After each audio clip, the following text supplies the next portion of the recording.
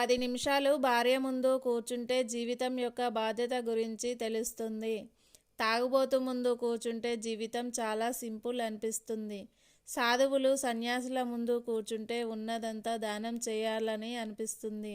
రాజకీయ నాయకుడు ముందు కూర్చుంటే మనం చదివింది అంతా వృధా అనిపిస్తుంది. జీవిత బీమా చేసే ఏజెంట్ ముందు కూర్చుంటే చస్తేనే మంచిదేమో అనిపిస్తుంది. వ్యాపారుల ముందు కూర్చుంటే మన సంపాదన చాలా తక్కువ, దేనికి సరిపోదు అనిపిస్తుంది. శాస్త్రవేత్తల ముందు కూర్చుంటే మనం ఎంత అజ్ఞానులమో అనిపిస్తుంది. ఉపాధ్యాయుల ముందు కూర్చుంటే మనం మళ్ళీ విద్యార్థులం కావాలనిపిస్తుంది. రైతులు కార్మికుల ముందు కూర్చుంటే వారు పడే కష్టం మనం పడడం లేదనిపిస్తుంది. సైనికుల ముందు కూర్చుంటే వారి ముందు మన త్యాగం సేవలు ఏమీ కావనిపిస్తుంది. ఓ స్నేహితుని ముందు కూర్చుంటే జీవితం స్వర్గంలా ఉంటుంది. కురిసే వానకు స్వార్థం లేదు, పండే పంటకు స్వార్థం లేదు.